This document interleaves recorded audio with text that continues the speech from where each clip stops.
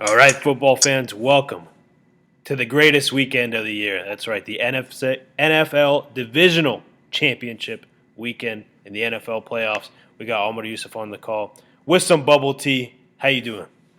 Good, man. Just enjoying this dirty flaming ube right now. That's what it's called, dirty flaming ube. Yeah, Nice. Is it? Is it? It's like a dirty chai. Same idea. I guess so. You got the brown sugar boba going on with some ube. Nice. So you got like a little creme brulee on top. So, Ooh, loading myself up with all that sugar before I go to sleep. So, nice. That sounds really good. Actually, I got to check that out. yeah. Nice. Awesome, man. Well, let's go ahead and jump right in. I want to thank you all for watching. If you're watching on YouTube, as I always mention, go ahead and subscribe. And if you're watching on or listening on a podcast platform, go ahead and subscribe and leave a rating. But we're going to jump right into the action here. We got a 4-game slate. This is usually the best weekend of football of the year. You got the 8 best teams in the NFL playing. And we're going to start with the Jacksonville Jaguars playing at the Kansas City Chiefs. This is the first game tomorrow. The Chiefs are 9-point favorites. How do you see this game going? So I think this game is going to go one of either two ways. And I'll tell you right now, I think that the Chiefs are going to win in either scenario. But either I think we're going to get the biggest blowout of the weekend here. I think the environment, the crowd noise, the moment, right? It's just going to be so much for that young Jacksonville team. And the Chiefs, like with their firepower, with their quarterback, with their head, everything, and you might have a game that's like 33-10 or something, or you can have a very, very close game, and you can have a game that's going back. I can see a game that's going back and forth because I got to give it to Trevor Lawrence, man. Like over the second half of the season, he has been one of the top quarterbacks, or he's been playing like one of the top quarterbacks in the league. And he's been showing up in clutch moments, leading comebacks. Mm-hmm. He was amazing last week in the second half of that game against San Diego, against Los Angeles. So I feel like, and I kind of alluded to this last week when we were talking about Dallas. I feel like there are a lot of nerves in that wild card weekend. And it's like once you get past the nerves, you can kind of just play football. Like you kind of loosen up, you can kind of play free. And I think, whether this goes to that first scenario or the second scenario in this game, I think the Jaguars are past the nerves. I do. I think like they'll be able to play free if they get the opportunity. Like if they play well, I'm saying. I think they'll be able to play free, they'll be able to play loose. And I can see this going like back and forth in a very surprising way, in a very surprising game, just because of how hot Lawrence has kind of been, but also what's kind of going unnoticed or under the radar. Two things actually, I'd say. One is the defense. The Jacksonville defense is actually, I think they've been playing very well. They're young, they're athletic, and I think. I don't think they can slow down the Chiefs' offense, but I think that they can keep them in games. The other thing is that Doug Peterson, we've kind of talked about this. I think, he's probably second in line at this point to be Coach of the Year. I know they don't consider postseason, but the fact that he got this team to the postseason after how it was looking in the first half of the season, I think carries a lot of weight. And he also knows Andy Reid, right? He has a history with Andy Reid. And true. I don't think he's on par with Andy Reid or anything, but I think, he knows enough about him. So of the two scenarios, I'm going to say as a football fan, hopefully that it's the second scenario. And I'm going to go with that scenario. I think we're going to have a surprising seesaw game. Again, I think the Chiefs are much more talented, and they have so many things in their favor here with the crowd and everything. But like you said, this is the best weekend of football, and strange things happen. It's weird. A lot of times people think that the wild card weekend is where strange things happen, but I think the division round is where you kind of get a lot of kooky stuff going on. So I'm gonna take the Chiefs to win this game, but I think it's gonna be a lot closer, and I'll say 30-24. The Chiefs get this win. 30-24. Yeah. Okay. 30-24. 30-24. Okay. So in a close one. Interesting. Yeah, I hadn't thought about that Doug Peterson, Andy Reid connection. They were together, I guess, in Green Bay, right? I think Andy Reid coached them in Green Bay. Philly? I don't remember. Right. Yeah, and maybe he was his assistant in Philly. You're right too. Yeah. So in multiple places. That's an interesting one. Yeah, this coaching dynamic. Doug Peterson, what a blessing for this Jaguars team that they have him. I mean, they upgraded tenfold over Urban Meyer. A statistic that I saw, I think it was on Barstool of all places, was that Trevor Lawrence has never lost on Saturday in his football life. You saw that? Yep. I thought that was really, really interesting. Not at Clemson. And how odd is it that he's scheduled for another Saturday game, 2 weeks in a row, right? Right. Exactly. Yeah, I don't know. I thought that was kind of an interesting point, but I think it's really it's going to happen. It's going to happen today. I think he's going to take his first loss. There's too many things going on. Number one, this could be the last home game for the Chiefs, possibly if the Bills win, because then they have to play at that neutral site. So Kansas City is going to be pumped. That crowd is something else. And the Jaguars, what I see teams usually do is in their progression, they make incremental steps. And so the Jaguars have already made that first step. And the Kansas City Chiefs are just too high-powered. They don't have any injuries that would maybe lead to an upset like this. But there's just not enough there. I understand that they have been playing well as of late, and I think they've won a bunch of games in a row, and I would like for it to be a competitive game. I think maybe it will be in the first half. The Chiefs have too much. They just got too much, and I'm going to take them in somewhat of a rout, 30-16. So maybe it'll be close in the first half, and then they break it open later. That's probably the smarter route, to be honest. It's probably the more likely outcome. But I'd like to see that back and forth game. That would be a lot more fun. Moving on to the NFC East battle in the playoffs. Somehow these teams are meeting in the NFC Divisional Championship game. The New York Giants at the Philadelphia Eagles. Eagles are 7.5-point favorites. Who better to ask this question to than an NFC East fan? What do you think is going to go on in this one? It's been a crazy season for both teams. Yeah. This one, I'm actually really looking forward to this game. I think this is going to be a really fun game, to be honest with you. I think on one hand you have the Eagles, who are such a talented team. I've said it before, top to bottom, that roster is one of the best in the league. And they're loaded on both sides. The offensive and defensive lines are both. Well, the offensive line is probably the best in the league. The defensive line is up there, and they should win this game handedly. But the key word is should. I think the fact that this is a divisional game and that this is the third time that they're meeting, that carries a lot of weight.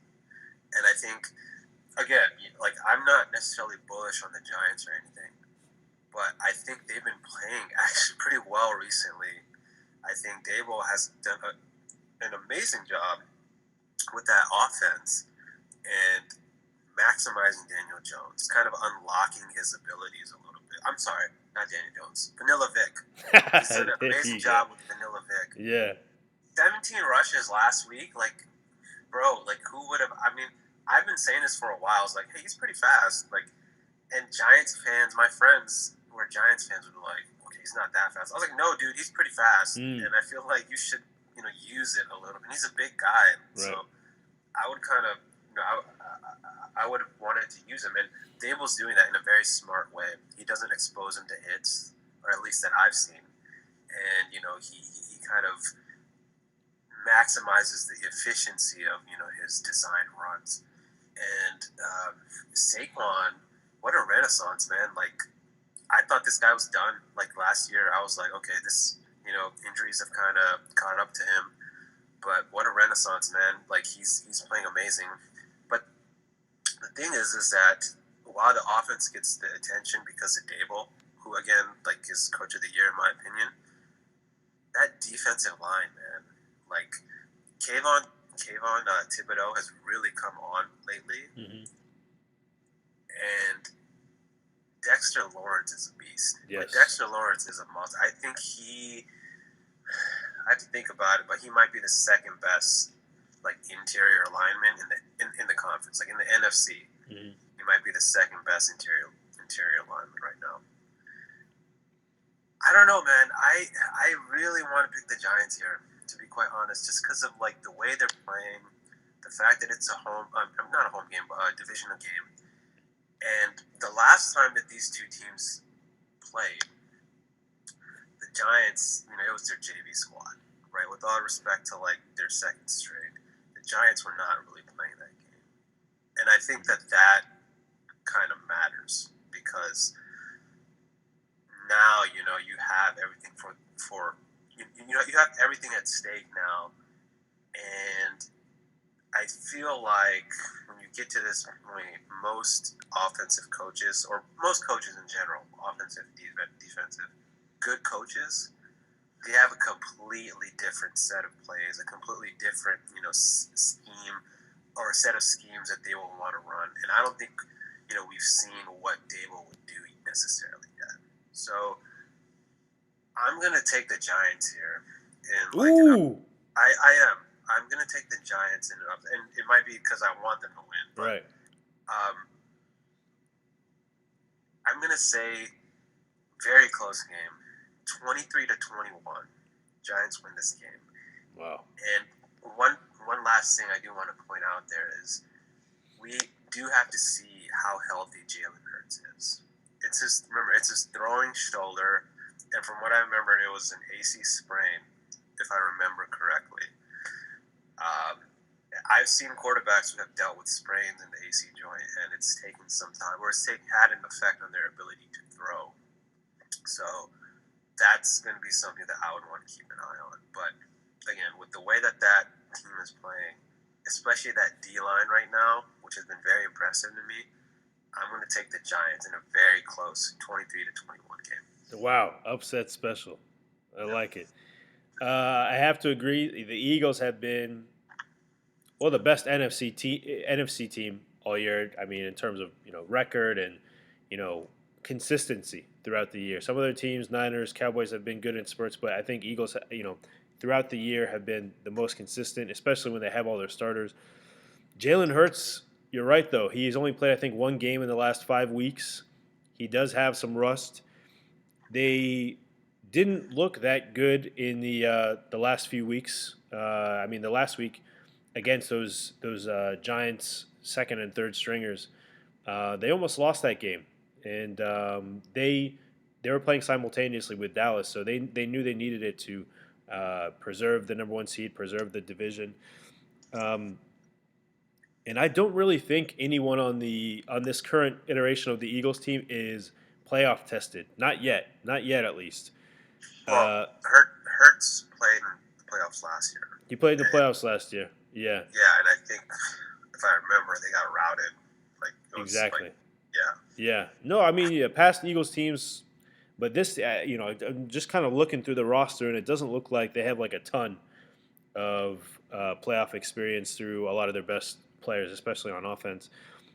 And the Giants have a lot of momentum, and I look at visions of 2008 and 2012 when there were also 6 seeds, and nobody expected them to do anything in those playoffs. They came absolutely out of nowhere.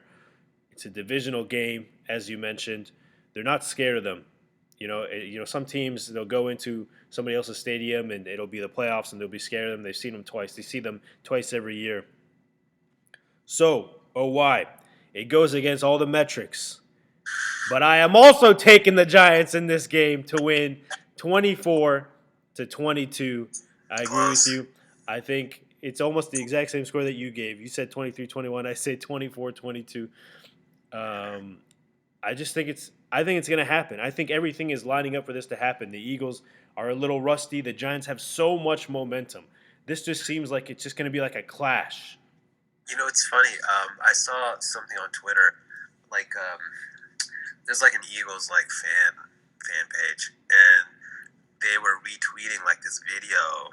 It was a video of like the Giants practice, and like they were all dancing and stuff, and they were retweeting it as like if to say, "Oh, look, these guys aren't taking it seriously." But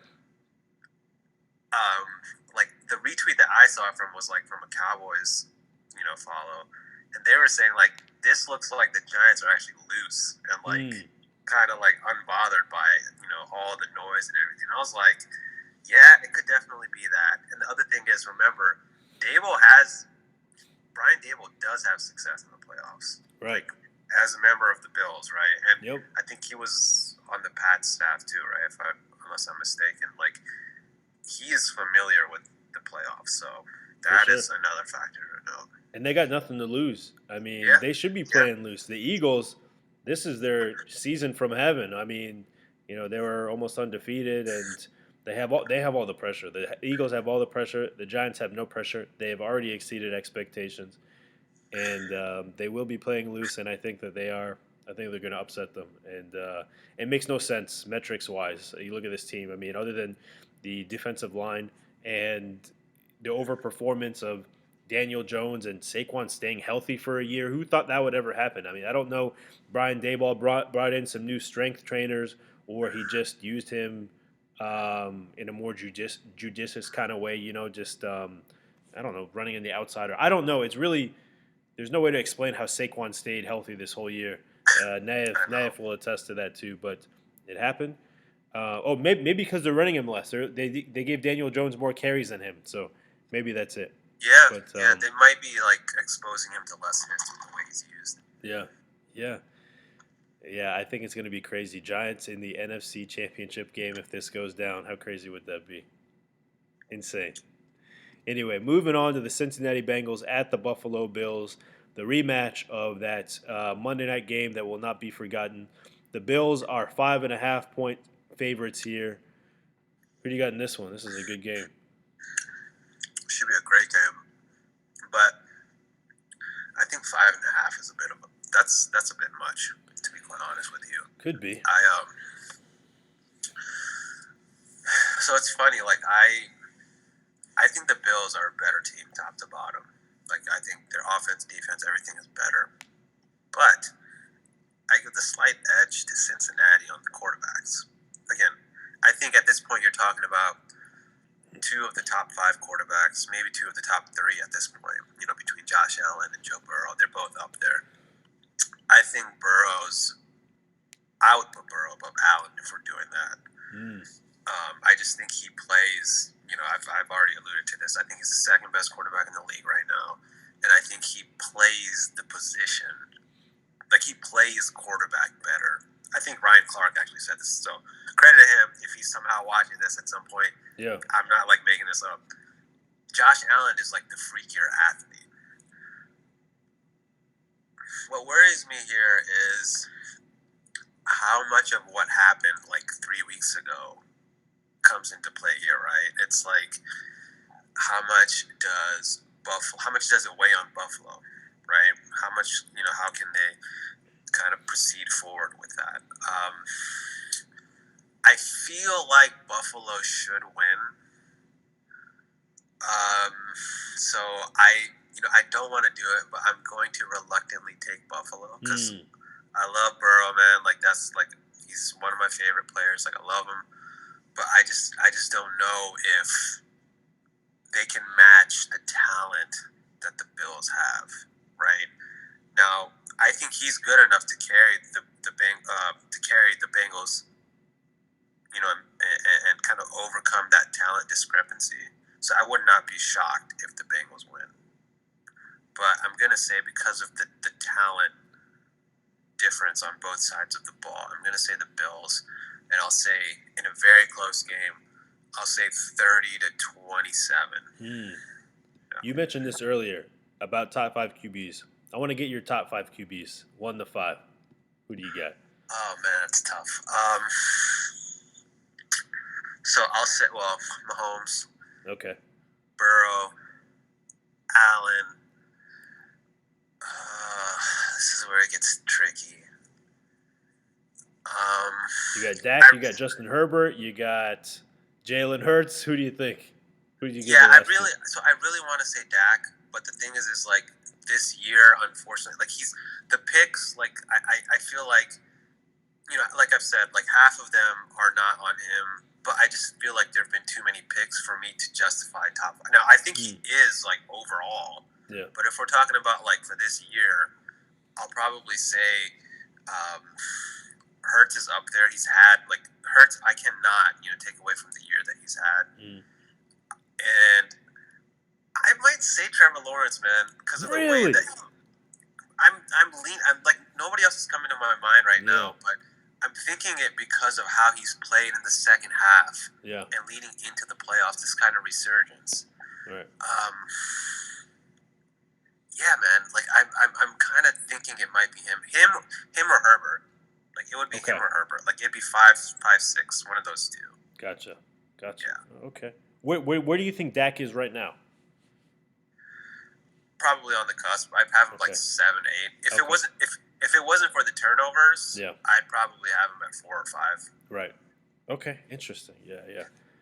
So, Damar Hamlin, I think they're going to have him sitting in the suite during this game, and they're going to feed off his energy and him being there, and both of these defenses, as I've watched them over the past few weeks, they've kind of regressed lately. You saw it last week. Dolphins, they gave up 31 points to the Dolphins. The Bengals have just been okay. I mean, giving up 17 points to that Ravens team, I think, is too much. And then over the past few weeks before that, haven't been that stellar. It's going to be an electric atmosphere in Buffalo. This is what I think is going to be their last home game as well, because the AFC Championship game is going to be played in Atlanta. That's going to be very, very bizarre, by the way, to have it in Atlanta instead of Kansas City or Buffalo Bills. I think the product is really going to suffer, to be honest with you. It's just not what it could have been. And I'm kind of bearing the lead here, and because I think that the Bills are going to win this. I mean, I think it's going to be a great game. There's going to be a lot of Joe Burrow to Jamar Chase, Joe Burrow to Mixon and Samaje Perine and T. Higgins and all these guys. But Bills just too much. Offense, defense, really well balanced. Tables are going to be breaking all over the region, and the Bills are going to take this, I think, in a classic. I think it's going to be high scoring. I think it's going to be 40-37 Bills. Wow. Yeah. That'd be fun. Yeah, I think it's going to be a good one. But now, I think what's going to be the best game of the weekend, a real test here. Final game, Sunday night, Dallas Cowboys at the San Francisco 49ers. 49ers are 4-point favorites. Usually they give the home team 3 points, so they're saying really it's maybe going to be a 1 point. They're 1 point better than the Cowboys. Floor is yours, man. What do you think is going to happen in this one? Man, this is... So if you had asked me this 2 weeks ago, right, I would have said no chance. It's like I felt like the 49ers, were more talented, more physical. The coaching is amazing. Now though, based on what I've seen, and it's funny, it's not just the Tampa game. It's the fact that we've seen this during the season, right? I understand that there have been some lapses, but what team doesn't have lapses? The Chiefs had to go to overtime to beat the Texans. And lost to the Colts. Huh? And lost to the Colts. This stuff happens. I just feel like sometimes it gets magnified because of who who the Cowboys are, and like they sell, and Jerry's kind of like, he wants us in the news all the time, like whatever. I have seen this team like blow out the Minnesota Vikings at home. I've seen this team beat like the Bengals with the backup quarterback. Like I am not, I guess, as nervous as I would have been previously. I'm much more confident in this team's ability to kind of play up to this game and compete here. I think, like I said, if it weren't for the turnovers, Dak is to me top 5. Like if you're asking me to pick a quarterback to start a team with, he's top 5. The only reason he's not top 5 right now is again because of the turnovers, and thankfully, so far in the playoffs, and inshallah that continues, hasn't been an issue. And that's more of who he is. He had one of the greatest touchdowns to interception ratios in NFL history. So this year so far, in terms of the interceptions, has been a bit of an anomaly. If we get that, even close to that, along with Micah Parsons kind of playing close to how he played, then this team, a lot of people have said this team can compete and beat any other team in the league. Because you have 2 players playing at like elite top levels on both sides of the ball. Now the key thing to me here, like the big kind of matchup here, is going to be the Dallas defense and what they do with the San Francisco offense getting yak.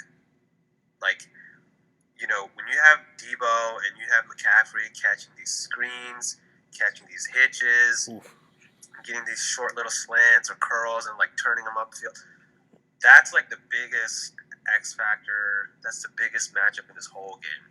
Because if the Cowboys struggle to tackle, it's going to be a long day for them. But if they're able to kind of corral that, then I think they can compete. And even more importantly, if they can disrupt Brock Purdy, if they can get to him. I don't know if you've seen this, but so they have played, I think, like 2 teams with like a really high point differential. I don't remember what the exact stat was, but one is like the Chiefs, who they lost to, right? Mm-hmm. And one where it was the Seahawks. Everybody that they've played in the last like 9 weeks or whatever have not been good teams for the most part. I think the highest ranked defense that Brock Purdy has played was the Commanders, who were like overall 7th, which is a good defense. Mm-hmm. And then, God, I can't remember the other team, but they were like 13th. Okay. Which is like decent. Everybody else is like 25th, 30th, like 27th, like whatever. This is should be the best defense that he's going to play all year. Yes. And you watched the game last week closer than I did, and I'm sure you saw that in the first half he was not looking great. Right. So if they can get to Brock Purdy, then I think that they can really they can disrupt everything else, right? Like I was listening to a podcast today, and they said that the key thing here is to cut the head off the snake. You go after Brock Purdy, because if you do that, then you don't have to worry as much about Debo and McCaffrey and Ayuk and Kittle and all these like great players that they have. Because like if the quarterback is not able to get the ball to the weapons that he has, then that makes your defense that makes their job a lot easier. So I'm expecting that this pass rush and Dan Quinn's going to have something dialed up, and I think that offensively, I would look for, like I alluded to last week, I would look for a controlled passing game from the Cowboys, because that secondary is the weak point of the defense. By the way, when I say weak point, it's a great defense. They have like a top 3, maybe the best defense in the league. But the back end, as you know, is a little susceptible. Yeah. So I would look for a controlled passing game in this game. And I'm not going to make a pick. All I'm going to say is that I hope the Cowboys win, inshallah. And the score that popped up in my mind, this is probably me being, initially I said 37-23, which is a bit of a blowout, but I'm not gonna go there. I'm just gonna say that the score that I could see is something like 30-24 or 30-23, something like that. But Okay. it's just me hoping, inshallah, that happens. All right, the first ever inshallah pick on the Pick'em Show. You bring up a great point about Brock Purdy not playing an elite defense yet. I didn't know that before. And I'm going to start by saying that 49ers are my least favorite football team. I hate them. I hate their fans. I hate everything about them. I have vivid memories in Seattle in 2010 and 2011 of these guys when they would beat the Seahawks and just gallivant about the city and bang bang Niner gang and all this kind of crap. So it kept real quick. Yeah. One thing I've noticed, and I kind of noticed this last year when we played them. So I always have had like immense respect for the 49ers just because of the history that the two franchises have. I've always liked, bro, their fans were just so cocky and like so like they're talking so much smack. And then like what's going on now is they'll take snippets of, for example, Micah Parsons had an interview, right? Mm-hmm. And he said, like, he was crediting the team, and then he said, like, oh, well, they haven't played a team like, he said, like, yeah, we haven't played them, but they haven't played a team like us either. And they took that snippet, yeah, and they started posting it and tagging all of their players and like acting like it's bulletin board material. Yeah. I'm just like, you guys are favorites here. Like, why are you like acting like you want to be the underdog so bad? Like, yeah. I cannot believe how irritated. Like, bro, like I was shocked at how like annoying some of these fans are. Like, yeah. I was honestly blown. But you know them better than I do. Very arrogant. I mean, they were going around all the train stations and leaving their flags there, those 49ers flags, and there's no fan base I like less than the 49ers. So I want to get that out of the way. I don't like them. I don't like their team. I don't like anything about them. However, facts are what we've seen this season is they are very likely playing like the best team in the league right now. They're having their moment. All right, I hope it's somebody topples them, but they are having their moment. And they have been the most balanced on defense and offense despite going through two injured quarterbacks and on to Mr. Irrelevant here. Last week, the Seahawks went after their one deficiency, which is their cornerback, Lenore. And DK put up 130 yards. I think he had 10 catches, 2 touchdowns, torched them. And they still got blown out.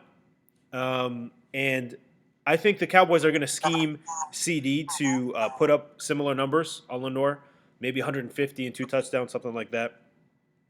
And if the Cowboys play at their absolute maximum potential on defense, Micah gets to Purdy, those DBs like Curse and Diggs and everyone catches every ball because he will throw balls at defensive backs. So if they catch every one of those balls, if they get Pollard out in space on offense, and if Dak doesn't throw any interceptions, then I absolutely think they can pull it off.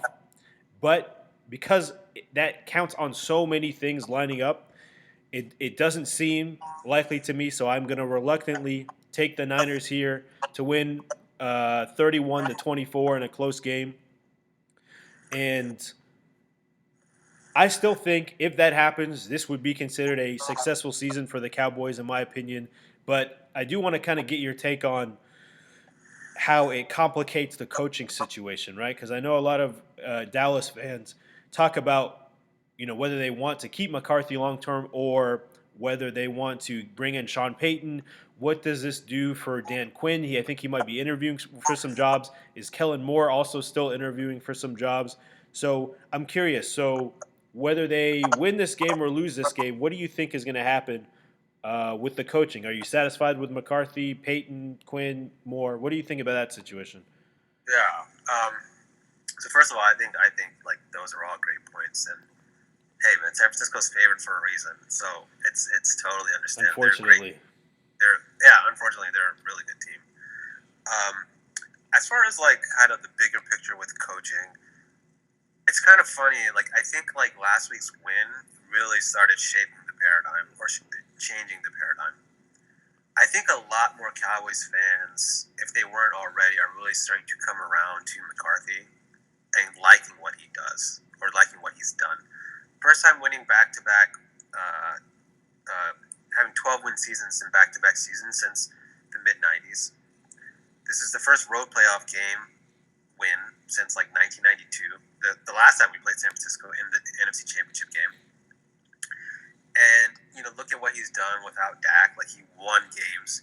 Bro, for 10 years, okay, when Jason Garrett was our head coach, when Tony Romo went down, we were not winning games. We struggled to win games. 2015, Romo gets hurt, right? We have Brandon Whedon. We have Matt Castle. We won, I think, one game with those guys. Then Romo comes back, and he gets hurt again in the same game that he comes back in. This is a disaster. And then, I don't know if you remember, but, like, when Sean Lee was playing, Sean Lee gets hurt, the defense falls apart. When Tyron Smith, gets hurt, the offense falls apart.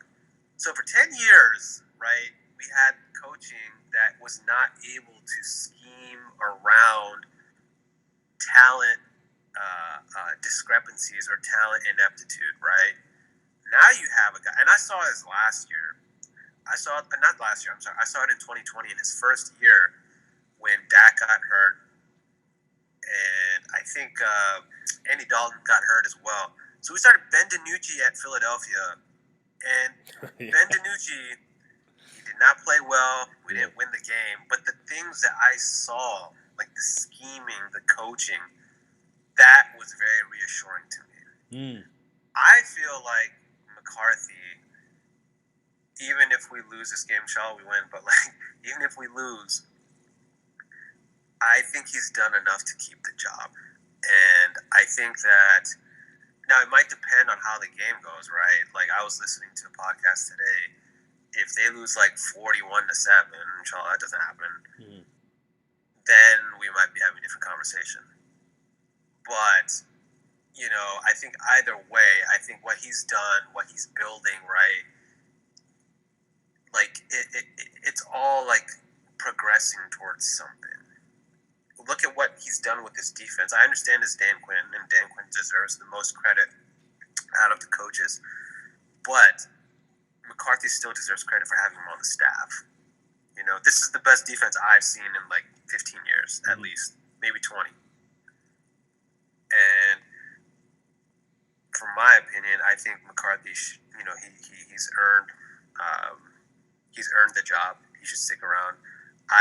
I was very bullish on Sean Payton before because I felt like his kind of mind, his offensive mind, kind of sets him apart. But at this point, I don't want to give up draft picks. Right. You don't want to give up compensation for that.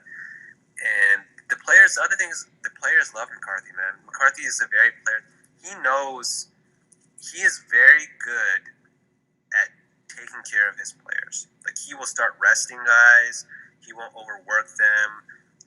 If they're practicing too much, he'll sit them. And I think that is invaluable, to be quite honest. So I think he's done enough. I think Dan Quinn, there's a decent enough chance that he might be gone. I know how you feel about that. Like, he's more of a DC and less of a head coach type. And I think that's valid. I can totally see that being true. But, in this league, like, when you have success, you get more opportunities. Of course. Well, in theory. Depending on your skin color. I'm just kidding. Yeah, true. No, so I will say this, though. If he doesn't go to Denver, then I feel like his chances of returning as our DC skyrocket. Because I don't see where else he would want to go as the head coach. And here's the other important point. Another thing that I was listening to. New Orleans is likely going to want a first-round pick for Sean Payton, at least, right? All those teams that are looking for coaches, bro, they have like a top 10 pick, a top 5 pick, a top whatever pick. Do you think they really do you think the Texans want to give up the second-round pick, the number 2 overall pick? For Sean, no, bro. No way. I think the Cardinals have like the number 9. Look, whatever it is, right? The Broncos have another pick in like the 20s. Like, that's like perfect. Like that makes so much sense. Where you can do that. He can get in. You have an offensive-minded guy who can maybe come help fix Russell Wilson. I guess the only thing that kind of complicates it is the Vic Fangio question. But sorry, I know I'm kind of going off on a tangent now, but yeah, I think that I would assume that Dan Quinn would be gone. But if he doesn't get the Denver job, then I think that increases his likelihood of coming back. Yeah, looking at the arc of McCarthy's career, I think he's really earned the spot at this point, especially what he's done over the past few weeks. The thing that you mentioned last week, where he motivated them in that way, showing him that their playoff lack of success is not their fault, and this is their team, this is their destiny. It has nothing to do with the Cowboys' past teams, and to give up a number one draft pick for Peyton in exchange for that's not a big enough upgrade over McCarthy to me, in my opinion. It's not worth giving up a first round pick. No way. It is interesting what you mentioned with Dan Quinn in Denver. When he was going to the Falcons, he was going to an offensive centric team, essentially with Matt Ryan and Julio and whatnot. And he was tasked with rebuilding that defense, which you can't do that if you're the head coach of a team. You can only really focus on the entire thing. You have to hire a DC in order to really hone in on how you're going to call plays and build that defense. But Denver is a defensive centric team, right? So I think that maybe if it were to happen, then he would have a possibility of being a little bit better on Denver. But it would depend on who he hires as his OC. Would it be Kellen Moore? I don't know. Do you think that they're going to lose Kellen Moore here? Just in the last bit here, do you think that if Dan Quinn were to go, he would take Kellen Moore with him? So I think you're on mute. I don't know if he'd take Kellen Moore with him. I think Kellen Moore would either stay in Dallas or he would go somewhere else, like be a head coach somewhere else. I don't know if you remember, but last year he interviewed for a job at his alma mater at Boise State for the head coaching position. Mm-hmm. So, I mean, college is another opportunity for Kellen. Kellen's interesting more so than Dan Quinn because it just seems like you're again, like, whether Dan Quinn can be a successful head coach or not, that aside, it just seems like the momentum is building for him to get that chance. Like, he's like one of the hottest names, right? Kellen's interesting because every year that he and Dak have been together, with the exception of when Dak, got hurt, they've had the number one offense in the league. This year it was like number 2. Mm-hmm. And Kellen will have like these kind of lapses for a game or two, or like within where he'll just do like weird, like stupid things, or he'll get too cute, or he'll get away from the run, like things like that. That they're kind of like these warts that he has, but part of me feels like that's just youth and inexperience coming in, and I feel like, to me, Kellen is in a great position, or has been in a great position, where he can kind of learn and take from McCarthy and kind of take that experience. I think if I was going to guess right now, I think that there's a better chance that Kellen is back than Dan Quinn. I don't think he would take Kellen Moore with him. I think Dan Quinn would probably start fresh and do his own thing, because Kellen Moore was Jerry Jones's pick. Like, that was like, we want Kellen. He kind of started grooming him a little bit. So I think Dan Quinn, as the head coach, wherever he goes, would probably want to do his own thing there. Interesting. Yeah, it'll be interesting to see what happens. All right, we gave folks an extra segment of Cowboys coaching, but I think that there are a lot of like interesting pieces there. So I'm glad we got to it. Yeah, because I think you're going to have ripple effects, like what happens in Denver, for example, could affect like the Cowboys, or what happens with the Saints. These things tend to have ripple effects and impact other positions and other openings. So it's all kind of connected. Yeah, and even if the like what happens with D'Amico Ryan, depending on this game for the 49ers, if they lose, what happens to him? So yeah, there's a lot of coaching implications I think in this game. Yeah. But yeah, so I want to thank you all for listening. That brings this podcast to a close. The precursor to the best weekend of football here. I want to thank everyone for listening. I want to remind you, if you're watching on YouTube, go ahead, subscribe, share, like, comment. If you are listening on a podcast platform, subscribe, leave a rating. Follow us on Instagram and Twitter, the Football v Football Podcast. Omar Yusuf, looking forward to the games this weekend, man. Go Cowboys, take down them damn Niners. Looking forward to it, man. I'll have my tasbih in hand, bro. Ameen. Special dua. Inshallah. Thank you so much for tuning in. Have a fantastic day, football fans.